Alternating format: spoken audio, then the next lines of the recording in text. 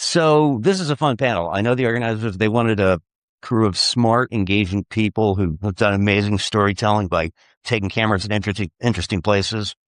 The Artemis 2 astronauts were not available. So instead, we have Jefferson Graham with me, worked at USA Today for many, many years. Back when we had fewer gray hairs at the start of that. And Jules, I've just met today. So I guess I'll start by saying, what gear did you take on this trip to take photos, videos? Okay, you first. Well, I'm easy because I shoot my travel show, which is called Photo Walks, on an iPhone. So I brought 3 iPhones, charging cables. You said an iPhone, not 3. 3 iPhones. Yeah, I always have multiple iPhones. And tripods and selfie sticks and microphones. I have been on an exciting adventure from Denver to Switzerland and back and to Vegas. And well, yeah. So my bag has been with me many places. So I've had kind of the same kit. 2 full frame Canon cameras because I love to have 2 different lenses.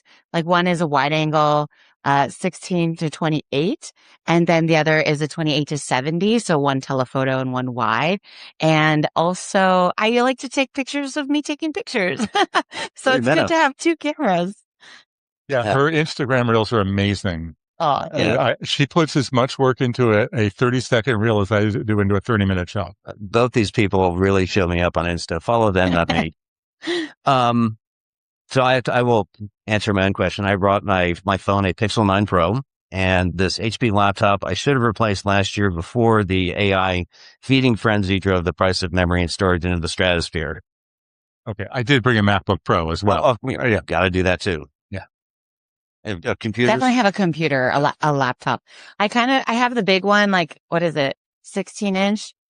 Because you got to get the real estate if you're going to be editing on the road. But I kind of have my eyes on the small, like 14-inch, because just imagine like how much more space you would have in an airplane, their drink on the side. I'm always. The 16-inch is so hard to open on an airplane. When the person in front of you leans back, try opening that thing. It's really tough. So first you got to buy the 16. When you buy the 16, you have to budget for the first class seat to let you actually use it on the plane. True. I'm thinking about getting the Neo. The new Mac Neo for $600 just to travel with, but not for editing, but just for other stuff. Right. Yeah. So since we have a difference in photographic techniques, since you would have thought, the younger person would be all smartphone, and the old guy, the life experience set here would want a traditional dedicated camera. Huh. So let's talk about what pushed you to that strategy. You've got a lot of different ways to take pictures, and you have one basic tool, just multiple redundancy, very important to NASA and other well-run organizations. Yeah. Well, first of all, you want to tell the story about why I switched to the iPhone? I told your story this morning, actually. I was teaching a class on solo storytelling. It's better hearing it from you. No, I want to hear your version. I cannot believe that this happened. So he was filming himself doing a stand-up and had a tripod with a Canon camera on it with a 70 to 200 millimeter lens. And so he was a little bit of a distance away and was there just performing. And suddenly someone drove by, jumped out of the car and stole the entire set and put it in the car and ran away. Drove away. Yeah. I can't imagine doing that because we trust so much. Like, oh, there's my camera, whatever. You just don't realize that could be a threatening place. So the next morning or that day, I remember getting your newsletter about this. Oh my God. I decided, okay, when I'm in public, I'm filming on the iPhone, and that's just it. And the iPhone Pixel, I believe the Galaxy as well, has a thing that you could turn the phone into a brick immediately. So that's like, okay, fine. I'm going to do that. And so then I said on the show, I'm filming this episode on the exact same camera that you have at home. That would be a phone. Once I said that, it was done. So I shoot everything on the phone. Keep it real. Yeah. And you started at a time when it was really helpful. It's still helpful to learn those tips. So I think you really got on the wave at the right time. Yeah. And the nice thing is I'm not talking shutter speed. I'm not talking f-stop. I'm talking to a TV audience and the YouTube audience that can understand when I say a 1x lens and a 0.5, 0.5. You heard it here first. Yes, indeed. And so you've got not just one, but two cameras. So Yeah. what's the sort of breakdown? When do you put one in the bag, take the other one out? Okay, so I love to use both of them simultaneously. If it's a safe situation, I'll have one on each shoulder. It's a little unconventional, but I'm so in, the spirit of getting the best shot. And so often I don't have time to change lenses. So I'll be like, okay, I got this wide shot. I got a nice feel for the room. And then I want a tight shot. I want reactions or I want a close up of something. So I really just enjoy getting the quality shots that really fuels my enthusiasm to carrying everything around. And, it's a lot of fun to be creative. So, filming with one camera, I often would need to change lenses at least at some point in a situation, in a scene. So I think it's just a little more efficient to have two if you can. And as you know, smartphones have batteries that only last for so long. And even though I have power bricks and I've got all sorts of things, I like knowing that I have a fully charged phone to switch to if I have a problem. You have two as well. I have three. He has multiple phones. Yeah. Triple. Yeah. Any good photographer knows you always need two of everything just in case. Well, yeah, because we're traveling. And what if you end up in some really cool country or doing some exciting hike and one of your cameras, something bad happens, or you just don't want to be in a situation where you can't capture content. Right. So See, now I'm feeling nervous. I just have this one phone in my pocket, still in my pocket. that's Good. not enough. Yeah. Just got to get through today. So let's talk about your workflow then. You've got a simpler one since you can do so much of the editing right on the phone. I do not edit on the phone. No. Okay. Okay. So first of all, I have a YouTube series and the show also runs on Scripps News, which is a national streaming channel that, just like Hulu and Netflix. So I'm doing a 22-minute TV program every week. And, so it's a lot of workflow. I want to see it on a 16-inch screen. And, 22 minutes. That's a lot of editing. A lot of stuff on the timeline, different video tracks and graphics and music. I need the timeline. The only edit I will do on the phone is slicing the front or slicing the end Trimming of a clip. Yeah. And that's it. How about social media? Do you use the phone for that? I would prefer editing on the computer. Okay. Copy. Yeah. I mean, come on. Your stuff is so elaborate. Your reels, you've got to be working on your computer to do them. Agree. Because when I'm on the phone, if I was to transfer a clip or shoot a clip, it's just, I end up, my brain wants something so advanced at some point, something as simple as like a keyframe and a keyframe where you could do a speed ramp or something, or maybe you want to stretch or like rotate slightly. And sometimes I've had trouble doing the entire start to finish process on the phone, and I would do like 90% and I'd be like, do I want to transfer and start over? And so anyway, I do enjoy using the phone and the tools. Like Adobe Premiere Pro just has a new Premiere app. And so using that app with all of those tools that are now in the phone, I'm seeing more in the future. But yeah, for the past, it's been really complicated to get exactly what I want. Yeah, myself, the number one edit I do is just leveling out the picture. I'm apparently incapable of getting it straight in the first time, which probably means civil engineering is not for me. Okay. And sometimes it's easy to do that in Google Photos where you have a little finer control. I edit photos on the phone. We were talking about editing video on the phone. Okay, I edit photos on the phone all the time. And the leveler is in Adobe Lightroom Mobile.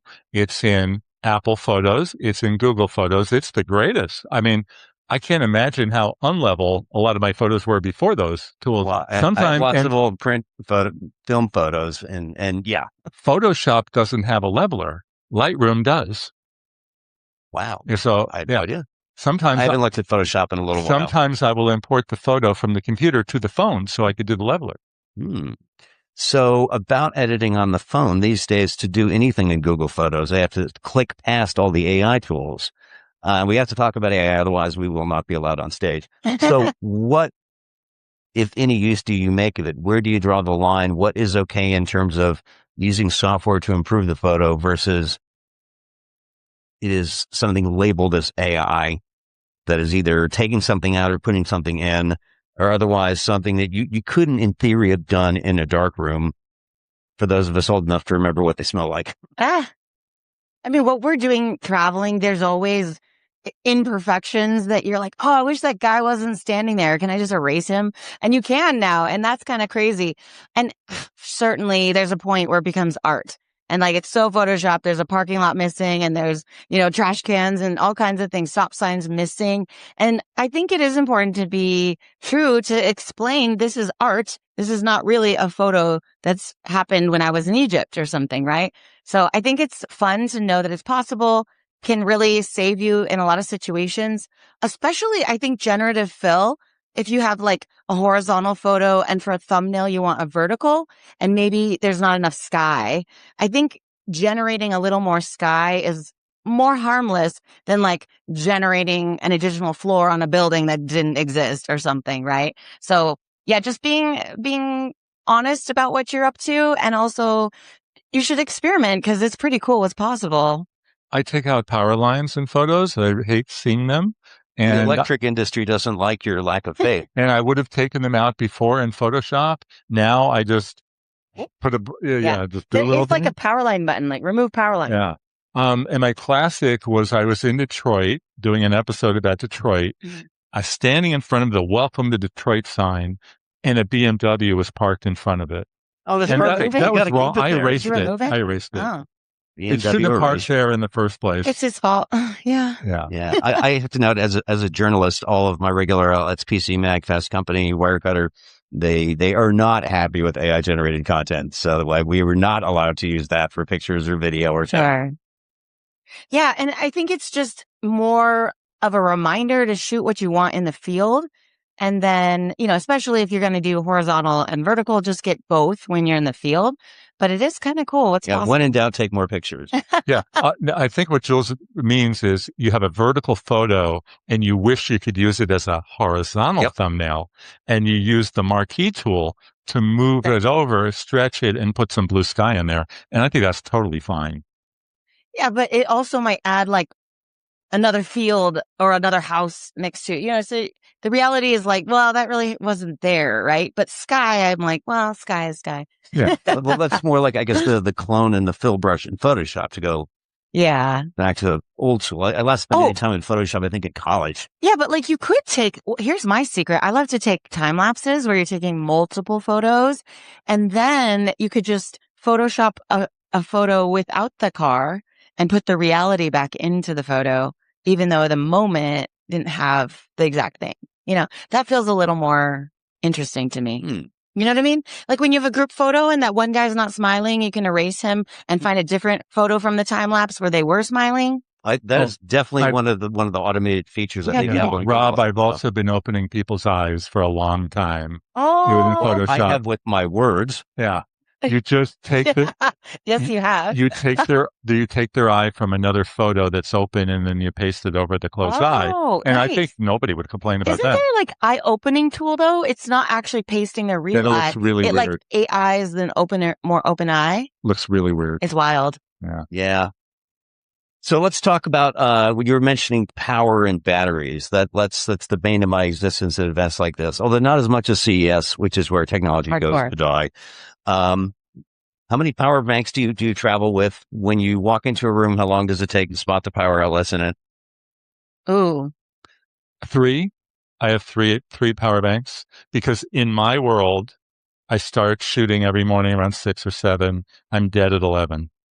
Oh, you got to read. AM or PM? That would be AM. You actually have to like take lunch so you can charge. No, I switch to the power bank. Okay. Or switch phones. Yeah. Yeah. And the new power banks with the wire that connects to the phone, 30 minutes. I'm getting 30-minute charge from my Anchor, which is amazing.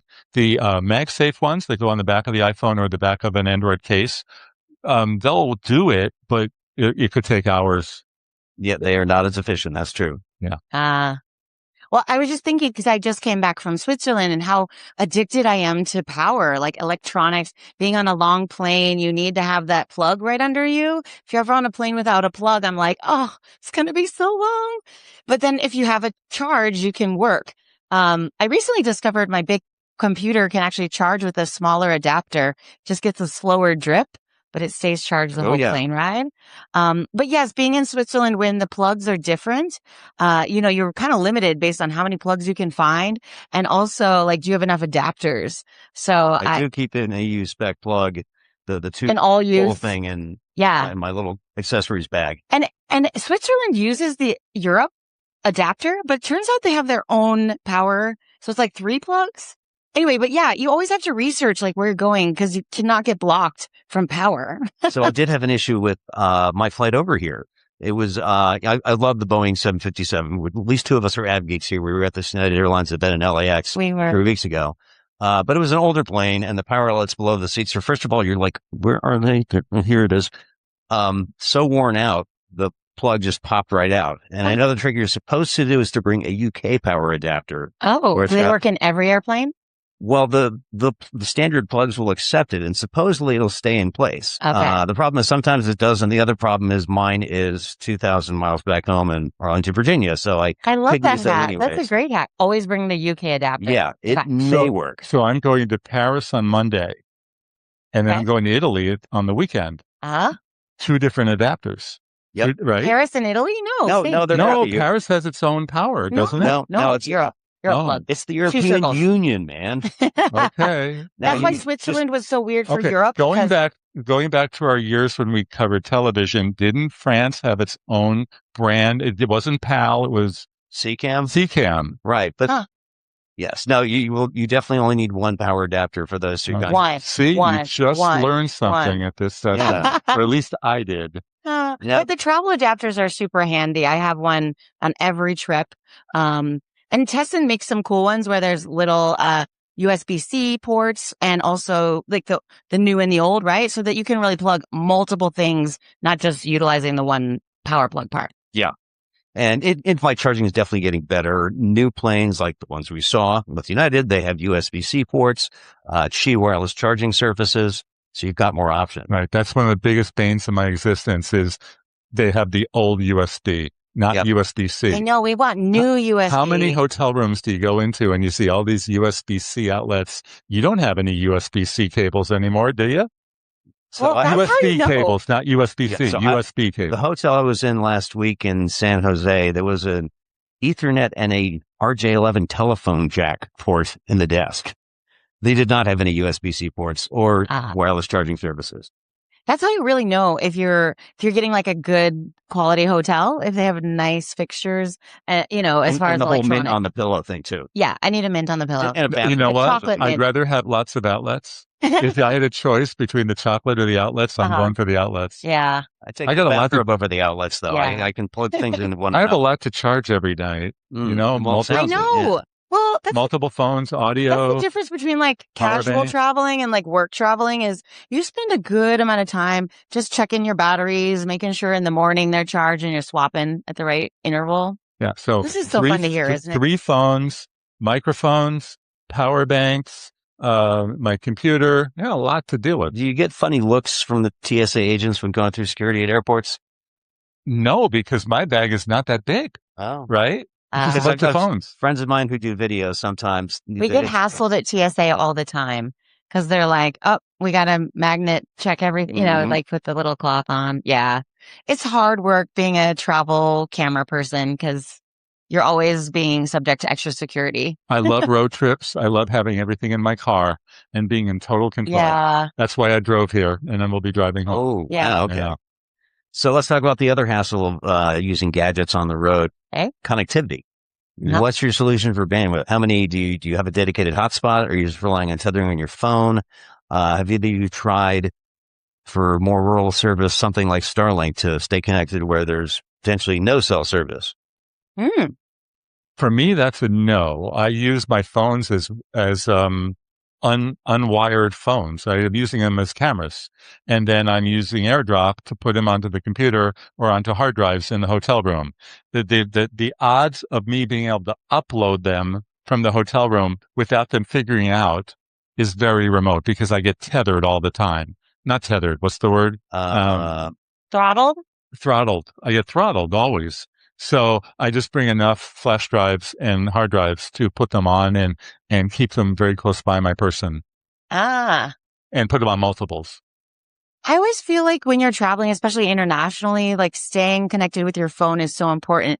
Because I remember traveling before and, having to learn new languages and read maps. But now we can just check our phones. Going to Japan the first time in like 1998 and discovering the Tokyo street address system was the real adventure when you've been in a plane for 12 hours. Yeah. Yeah, it was It's different now. Yeah. I was in Japan last December. Yeah? Mm-hmm. Ah. Yeah. Also, speaking international travel, because you just did it, but there's Wi-Fi everywhere.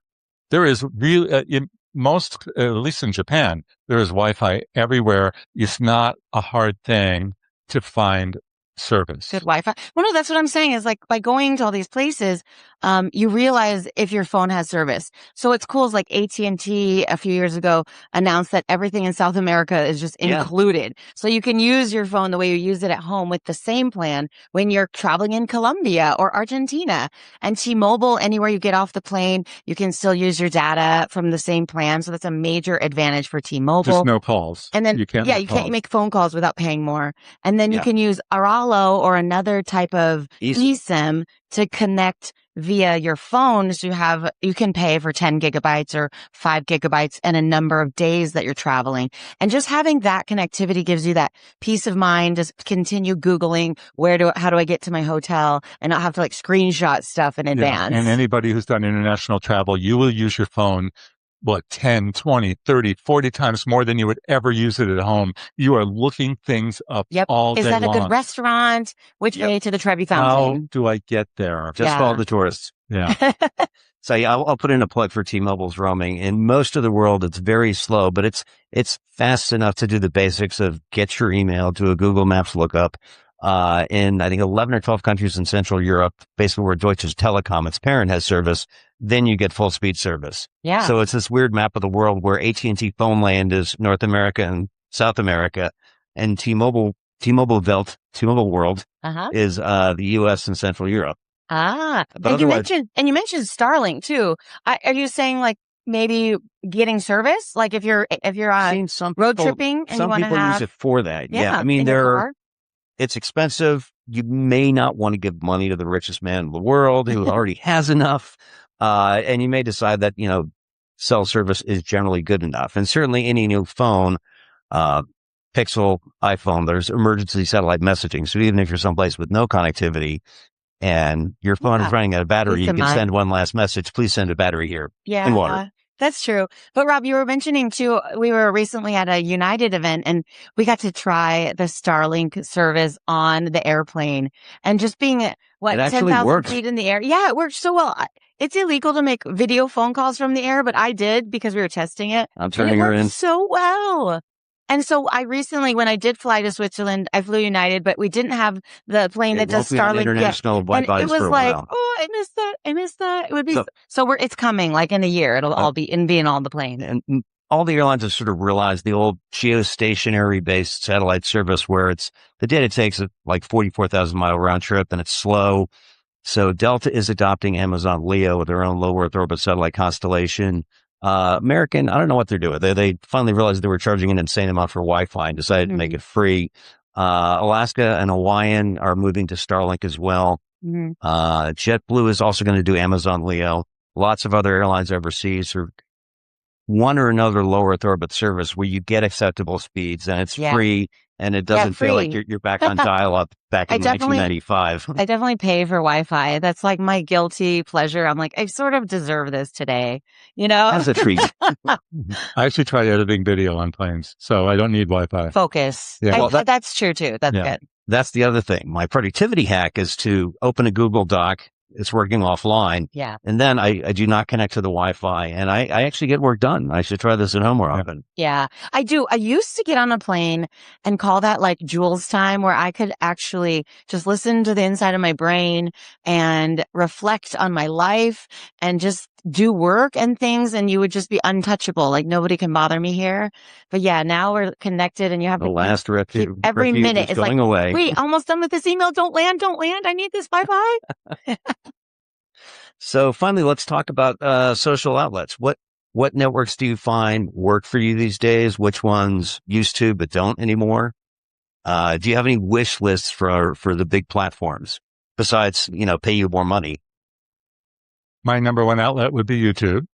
I stopped using X when it got political, and I haven't posted there since. Instagram is more popular than it was, which is surprising, really. Facebook is not as popular, but I still get a lot of engagement on it. And my wish list would engagement from bots or from people from my world. Oh, okay. And I'm always surprised to see that, but I do. And my wish list would be have it stop changing the algorithm every 3 days. Yeah, me too. Good luck with that. Did you hear that? Yeah. That's your message. Yes.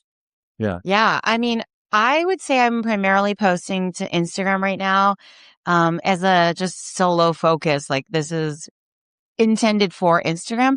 And then if I feel like uploading it other places, I will. But I do get annoyed when I use a song that is available on Instagram and you cannot just like share it somewhere else because it's not available or you don't have rights to it on other Licensing or whatever. platforms. Yeah. So if I'm using royalty free music, I use Epidemic Sound. I would upload it anywhere because I have the same song. But when I use a trending song with the purpose of being more viral, it kills me to put just some random song in place, just because of my background as a, really, really strong editor. So, Speaking of music for a second, people might find this interesting, but when I made the deal with Scripps News to air the show on Scripps, Photo Walks, I ran some of my older episodes. I had to wipe the music clean because Epidemic, Artlist, all the major royalty-free music services, you can use it anywhere you want, except for streaming or broadcast. oh, Yeah. Well, that's a big accept. Yeah, that's a big Or accept. you need to buy the next license And the next license is worldwide. it says, you want to use it somewhere else? Give us a ring. Give us a call. It is not listed on there. You could only imagine. Us a call. You could only imagine how much it would cost. Oh no! So then I picked up my guitar. You said I could play an E chord. It's not going to sound too bad. Yeah. You're doing AI music? I did it on one episode, but generally it's all original music. Oh, very cool. I do music, and my brother does. He's a Renaissance man. Yeah. Interesting. No, but for me, the commercial license I'm using, like with Epidemic Sound, it's nice because I can still sell my video to a client and they can use they have rights to that video in turn because I bought the license. And so that just solves a lot of problems for me having to like figure out where it's going to be used and when and where. So I really thought TikTok was going to come up in this discussion. Have you, I have not done anything on it because no one needs to hear me sing or see me dance. Have you all made any use of it? It's been in the news so much as the token Washingtonian here. I have to ask you about the social network that everyone in DC used to hate and now they're fine with, weirdly enough. Yeah. Well, that's what I was saying is just for me to put the same video on TikTok where people would love it. It's just, it's the music library is not the same as Instagram. And that's sort of what the drawback is for me. But if I was to produce original content with the TikTok song, then I would definitely put it up there. But I do think it's an awesome platform. People are really learning. Education is a big deal on TikTok right now. If you want to learn how to cook something or learn even how to turn your camera on, there's like all kinds of great tech channels. So I do think it's a relevant platform for most brands to have some engagement there. Yeah, I just never got engagement on TikTok, and I would try and I put it on and just never saw it. So you can only do that so many times until you say, okay, forget it. Right. Yeah. And since I mentioned money, are you making money directly off these platforms or through sales you generate? But where does, I'm trying to make sure I've got my own business model straight. So where's the money come in here? Oh, you want to start with me, do you? I have a sponsor of my series. So anybody who does YouTube knows that YouTube does not pay very well, but you have the opportunity to sell sponsorships. So my show is sponsored by Best Western Hotels.